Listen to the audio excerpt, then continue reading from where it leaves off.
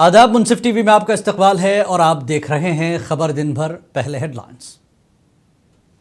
सुर्खियों को पेश करने में ताउन किया है डॉक्टर ऑर्थो ऑयल के साथ साथ डॉक्टर ऑर्थो कैप्सूल्स साथ लेना ना भूलें।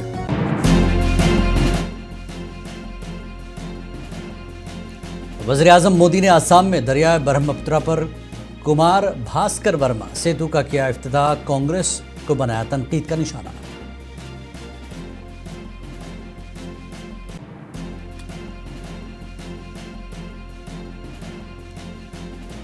शिमाल मशरक़ी हिंदुस्तान की पहली इमरजेंसी लैंडिंग फैसिलिटी का किया इफ्तिताह, राफेल और सुखोई तैयारों के फ़ज़ाई मुजाहरे का पीएम मोदी ने किया मुशाहिदा।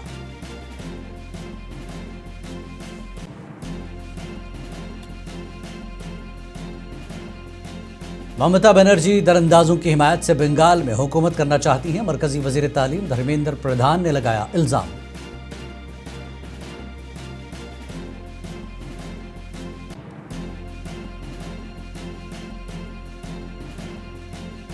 तेलंगाना के बल्दियाती इंतखाबात में कांग्रेस की कामयाबी, अवाम के एतमाद की जीत, कांग्रेस लीडर राहुल गांधी का बयान।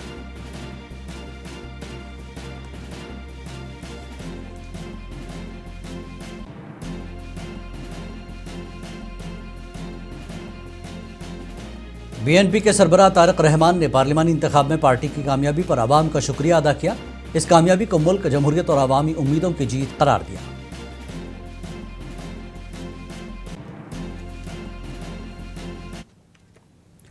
और अब खबरें तफसील से। वज़ीर-ए-आज़म नरेंद्र मोदी ने आसाम के गुवाहाटी में दरियाए ब्रह्मपुत्रा पर कुमार भास्कर वर्मा सेतु का इफ्तिताह किया। इस मौके पर वज़ीर-ए-आज़म मोदी ने एक रैली से खिताब करते हुए कहा कि कांग्रेस ने अपने दौरे हुकूमत में शिमाल मशरक़ को नज़रअंदाज किया। वज़ीर-ए-आज़म ने कांग्रेस पर आसाम में अपने दौरे हुकूमत में शोरिश को फ़रोग़ देने का भी इल्ज़ाम लगाया। वज़ीर-ए-आज़म ने कहा कि कांग्रेस ने दरियाए ब्रह्मपुत्रा पर 7 दहाइयों में सिर्फ 3 पुल बनाए, लेकिन बीजेपी हुकूमत ने 10 सालों में 5 पुल बनाए।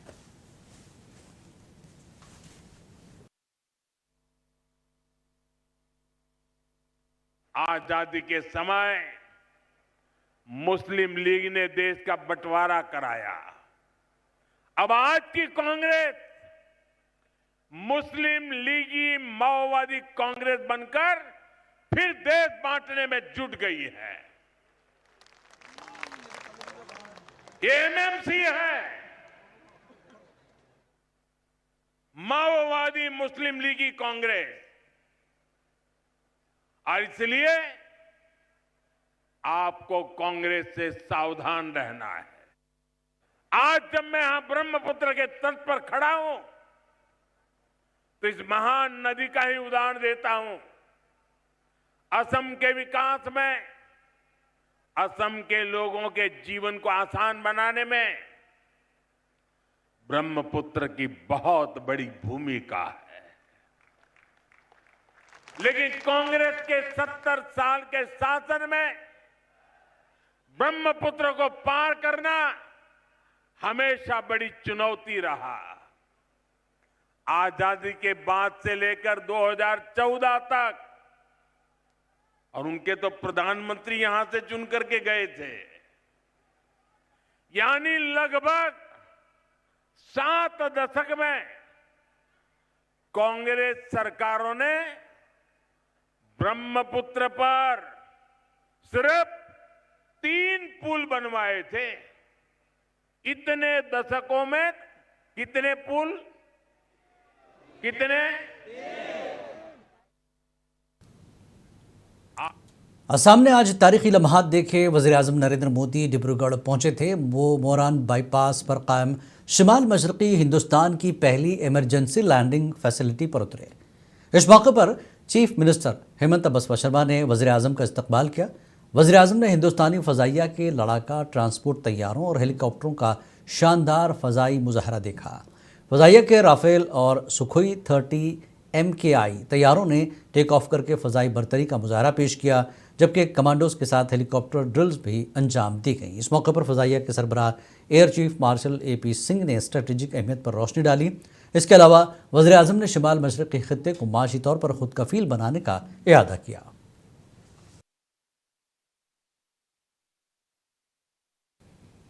मरकजी वज़ीर तालीम धर्मेंद्र प्रधान ने कहा कि मगरबी बंगाल की वज़ीर आला ममता बनर्जी दरअंदाजों की हिमायत से बंगाल पर हुकूमत करना चाहती है। उन्होंने कहा कि आइंदा असम्बली इंतखाबात में अवाम उन्हें सबक सिखाएंगे। बंगाल सरकार करप्शन में आकंठ से डूबी हुई है। यह सरकार का जाना तय है। भ्रष्टाचार, भाई भतीजावाद और विशेष करके घुसपैठियों की ताकत पे ममता जी अपना शासन चलाना चाहती है। बंगाल की जनता उस पर भी मुंहतोड़ जवाब देगी। ठीक है, वो तो कोर्ट पे भी गई थी। कोर्ट की बात को भी मानना चाहिए। इलेक्शन कमीशन को अपने काम करने देना चाहिए। मरकजी वजीर रेलवे अश्विनी वैष्णव ने कहा कि वज़ीर आज़म नरेंद्र मोदी ने इस्लाहात एक्सप्रेस को पटरी पर डाल दिया है। जीएसटी और लेबर कोड्स जैसे बड़े इस्लाहात किए गए। पिछले 10 सालों में रेलवे में तकरीबन 180 इस्लाहात नाफिज की गई। उन्होंने कहा कि हमने 2026 में 52 इस्लाहात का आज़म किया, जिसमें से पहले 2 को बोर्ड ने मंजूर कर लिया और आज से इन पर अमल दरामद शुरू हो चुका है। हमारे प्रधानमंत्री श्री नरेंद्र मोदी जी कन्विक्शन के साथ रिफॉर्म्स करते हैं। उन्होंने रिफॉर्म्स एक्सप्रेस चला रखी है। आपने देखा किस तरह से जीएसटी के रिफॉर्म्स हुए, मैसिव रिफॉर्म्स, बहुत बड़ा रिफॉर्म था। लेबर कोड बहुत दशकों के बाद में एक बड़ा मेजर रिफॉर्म उसमें हुआ। हर सेक्टर में रिफॉर्म्स का माननीय प्रधानमंत्री जी का मार्गदर्शन है। रेलवे में पिछले 10 वर्षों में करीब 180 के आसपास रिफॉर्म्स हुए हैं, जिसका इम्पैक्ट दिखाई देता है। रेलवे आज सेकंड लार्जेस्ट, इंडियन रेलवे आज सेकंड लार्जेस्ट कार्गो कैरियर दुनिया में बन चुकी है और नई जनरेशन की ट्रेन्स, नए तरीके से कामकाज, वो सब चीजें आने लगी है। अब 2026 के लिए संकल्प लिया है रेलवे में 52 रिफॉर्म्स इन 52 वीक्स। उसमें आज जो पहले 2 रिफॉर्म बोर्ड से अप्रूव हुए हैं वो सब आपके सामने आज रखे जाएंगे, जिसका इम्प्लीमेंटेशन आज से चालू करेंगे। पहला रिफॉर्म है रेलवे में ऑन बोर्ड सर्विसेज बेटर देना, साफ सफाई से रिलेटेड, क्लीनिंग ऑफ ट्रेन से रिलेटेड। मैं आपको डिटेल में वो समझाऊंगा। और दूसरा है हमारा गति शक्ति कार्गो से रिलेटेड।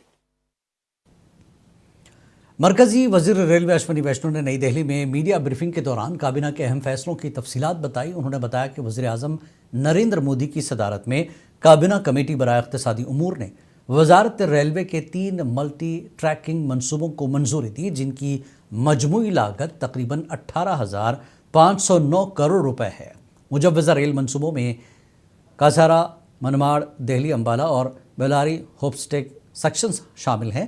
इन पर तीसरी और चौथी लाइन बिछाने का काम किया जाएगा। हुकूमत के मुताबिक लाइन की सलाहियत में इजाफे से इंडियन रेलवे की ऑपरेशनल कारकर्दगी और सर्विस की भरोसेमंदी बेहतर होगी, जबकि भीड़ भाड़ में कमी आएगी।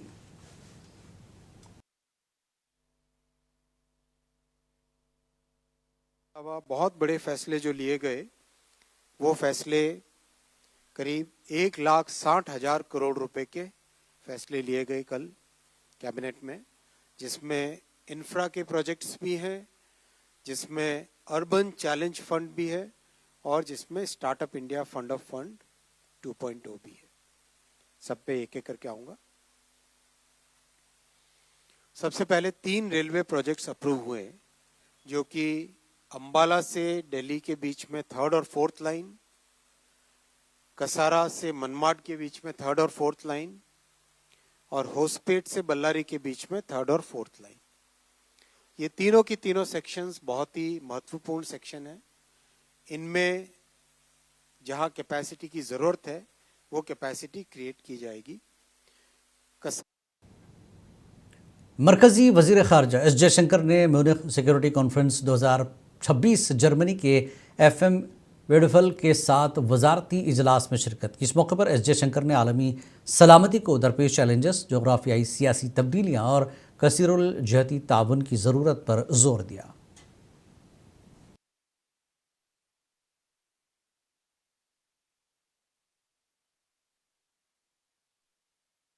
दिल्ली की वज़ीर आला रेखा गुप्ता ने कहा कि हमने दिल्ली में आलूदगी से निपटने के लिए एक साइंसी रोड मैप तैयार किया है जिसमें कई कलील वस्त और तवील मुद्दती इक़दाम शामिल हैं। उन्होंने दिल्ली में मिस्ट स्प्रे का आगाज़ कर दिया है जिसका मकसद फ़ज़ा में मौजूद गर्द गुबार को कम करना है। दिल्ली मेट्रो के तमाम एलिवेटेड स्टेशन पर मिस्ट स्प्रे किया जा रहा है। पोल्यूशन के लिए जिस तरीके का साइंटिफिक रोड मैप हमने तैयार किया उसमें बहुत सारे short term, mid term, long term steps हमने सोचे थे। मिस्ट स्प्रे एक शॉर्ट टर्म मेजर के नाते दिल्ली में कहीं ना कहीं डस्ट मिटिगेशन का साधन बना है।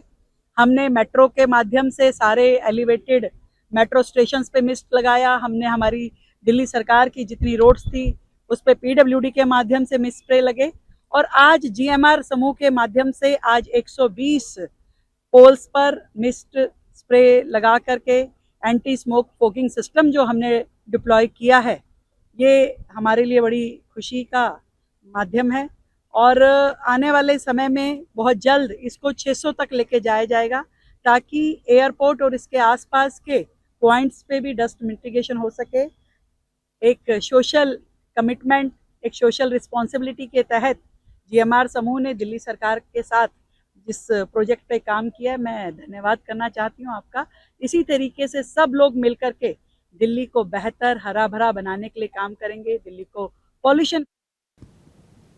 छत्तीसगढ़ के नायब वज़ीर आला अरुण साव ने कहा कि राहुल गांधी लोकसभा में अपोजिशन लीडर की जिम्मेदारियों को नहीं समझ रहे। वो मुसलसल ऐसे बयान दे रहे हैं जिससे दुनिया में हिंदुस्तान की साख को नुकसान पहुंचे और मुल्क के शहरियों में इंतशार पैदा हो। उन्होंने कहा कि वो अपनी आईनी जिम्मेदारियों को पूरा करने के बजाय वो मुल्क में गलत फहमी फैला रहे हैं। गांधी लोकसभा के नेता प्रतिपक्ष की जिम्मेदारी को समझ नहीं पा रहे हैं और लगातार ऐसा काम और ऐसी बातें कह रहे हैं जिससे दुनिया में भारत की प्रतिष्ठा खराब हो, देश की जनता के बीच भ्रम पैदा हो और लगातार इस प्रकार की बयानबाजी कर रहे हैं। वास्तव में संवैधानिक दायित्व का निर्वहन करने के बजाय देश में झूठ बोलने का काम, देश में भ्रम फैलाने का काम, दुनिया में भारत की प्रतिष्ठा खराब करने का काम नेता प्रतिपक्ष कर रहे हैं जो उचित नहीं है। राहुल गांधी जो मार्च के महीने में छत्तीसगढ़ आ सकते हैं, कहा जा रहा है मनरेगा को लेकर के बड़ा प्रदर्शन। देखिए, आज कांग्रेस पार्टी मुद्दा विहीन हो गई है। बेफजूल के मुद्दे उठाकर, झूठ बोलकर, भ्रम फैलाकर देश के वातावरण को खराब करने की कोशिश कर रहे हैं, पर ऐसा कुछ होगा नहीं। जहां तक जी राम जी का मामला है, आज गांव के लोग बखूबी समझ गए हैं कि जी राम जी उनके लिए उपयोगी है, फायदे। तेलंगाना के बल्दियाती इंतखाबात में कांग्रेस को हासिल होने वाली कामयाबी पर पार्टी क़यादत ने इसे रियासती हुकूमत के अवामी फलाह पर मबनी पॉलिसियों की मंजूरी करार दिया। कांग्रेस लीडर राहुल गांधी ने इंतखाबी नतायज के बाद जारी अपने बयान में कहा कि यह नतीजा साफ जाहिर करता है कि अवाम ने समाजी इंसाफ, बाइज्जत ज़िंदगी और सबको साथ लेकर तरक्की के नज़रिए की हिमायत की है। उनके मुताबिक ये जीत दरअसल अवाम के एतमाद की जीत है। राहुल गांधी ने कहा कि बल्दियाती इंतखाबात में कामयाबी कांग्रेस हुकूमत की पीपल फर्स्ट यानी अवाम को अव्वलीन तरजीह देने वाली पॉलिसियों की तौसीक़ है।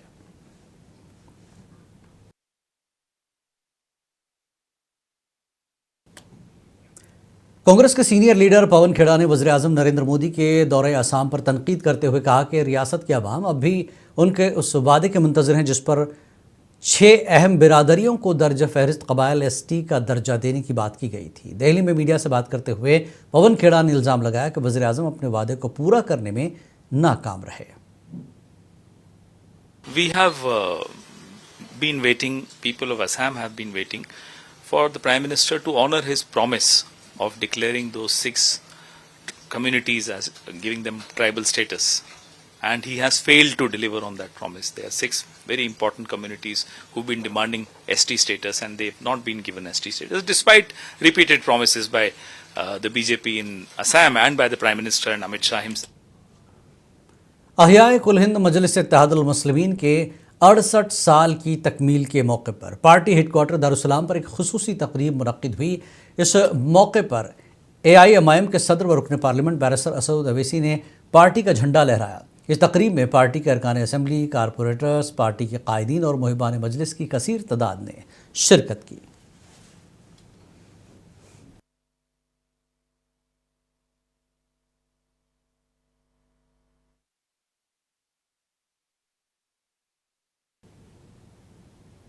राज्यसभा के रुकन कपिल सिब्बल ने हिंद अमेरिका अबूरी तिजारती फ्रेमवर्क पर मोदी हुकूमत को सख्त तनकीद का निशाना बनाया। अपने बयान में कपिल सिब्बल ने कहा कि अमेरिकी सदर डोनाल्ड ट्रंप के इस दावे पर सवाल उठता है कि जिसमें उन्होंने कहा था कि हिंदुस्तान की कौमी सलामती, माशी मामलात और खारजा पॉलिसी अमेरिका के साथ हम आहंग होंगे। सिब्बल ने पूछा कि मरकजी हुकूमत ने ऐसे नुकात पर इत्तेफाक ही क्यों किया। कहते कुछ हैं, करते कुछ हैं। रुपया का दाम 63 से होकर आज देखो कितना हो गया, 90 के ऊपर। और सबसे चौंकाने वाली बात है, मैं आपको सच बात बताऊं, मेरी बड़ा दुख हुआ आज, शायद जनता को मालूम भी नहीं। मैं आपको एक पढ़ने लगा हूं प्रेसिडेंट ट्रंप की स्टेटमेंट। बहुत ही गंभीर बात है, ये नोट कीजिए आप। There is an executive order 14066। This is a statement by the United States of America on the 6th of February 2026. And just note, there is an executive order 14066. ये executive order क्या कहता है कि ये जो Russian federation है, यहां से कई चीजें इंपोर्ट होती हैं। हिंदुस्तान इंपोर्ट करता है, ऑयल इंपोर्ट करता है, हम ही नहीं करते, कई और देश भी करते थे। तो ये एग्जीक्यूटिव ऑर्डर कहता है कि इस इंपोर्ट को हमें बंद करना होगा। मुंबई के मुलंद इलाके में ज़ेर तामीर मेट्रो रेल रूट पर हफ्ता दोपहर एक हादसा पेश आया, जिसके बाद Mumbai metropolitan region development authority ने आला सतही कमेटी तश्कील दे दी। अथॉरिटी के मुताबिक हादसा मुलंद फायर स्टेशन के करीब पेश आया, जहां पैरापेट का एक हिस्सा ऊंचाई से गिरकर वहां से गुजर रहे ऑटो रिक्शा पर गिरा। वाक़े में एक शख्स हलाक और 3 अफराद जख्मी हुए। बीएमसी ने महलूक शख्स की शनाख्त रामधन यादव के तौर पर की। जख्मियों में राजकुमार इंद्रजीत यादव की हालत नाजुक बताई गई, जबकि महेंद्र प्रताप यादव और देपारो रोहिया की हालत मुस्तहकम है। वज़ीर आला देवेंद्र फडणवीस ने महलूक के अहल खाना के लिए 5 लाख रुपए इमदाद का ऐलान किया। डिप्टी मेयर संजय घाड़ी ने कहा कि सरकारी सतह पर जांच के बाद जिम्मेदारों के खिलाफ कार्रवाई की जाएगी।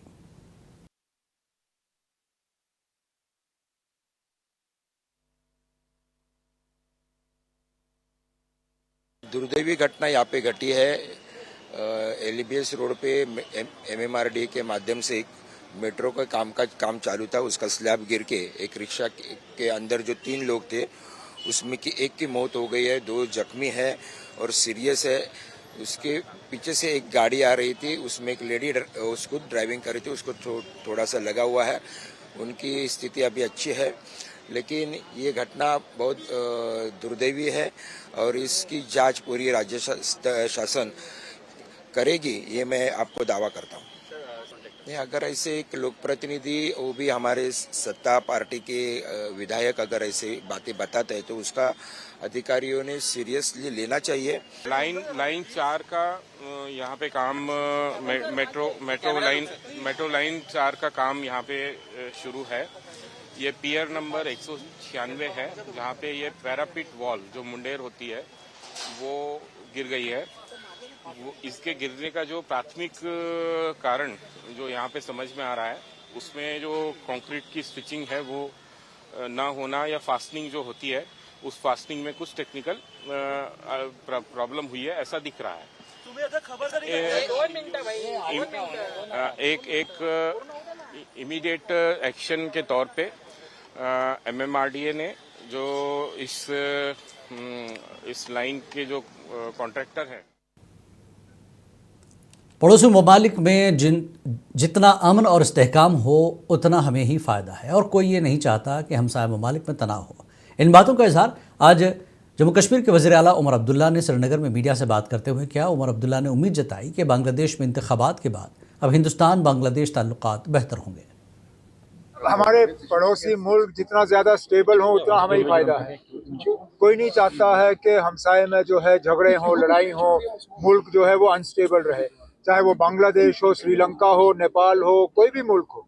हम तो चाहते हैं कि वहाँ जमहूरियत कायम रहे, डेमोक्रेसी फले फूले और मुल्क स्टेबल रहे।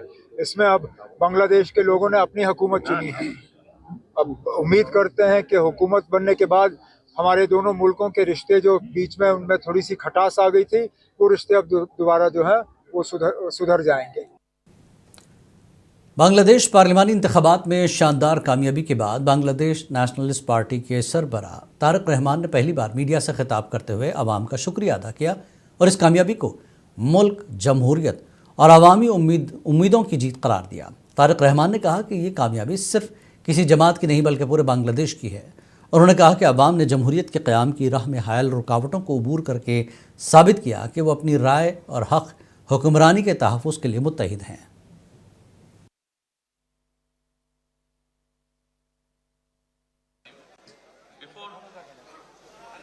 I start delivering my statement, we can see that we have a huge number of journalist friends who have come from outside Bangladesh.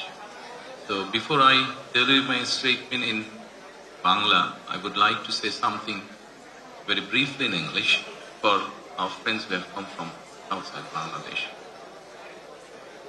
Dear fellow citizens, distinguished journalists, from home and abroad, good afternoon and Assalamu alaikum.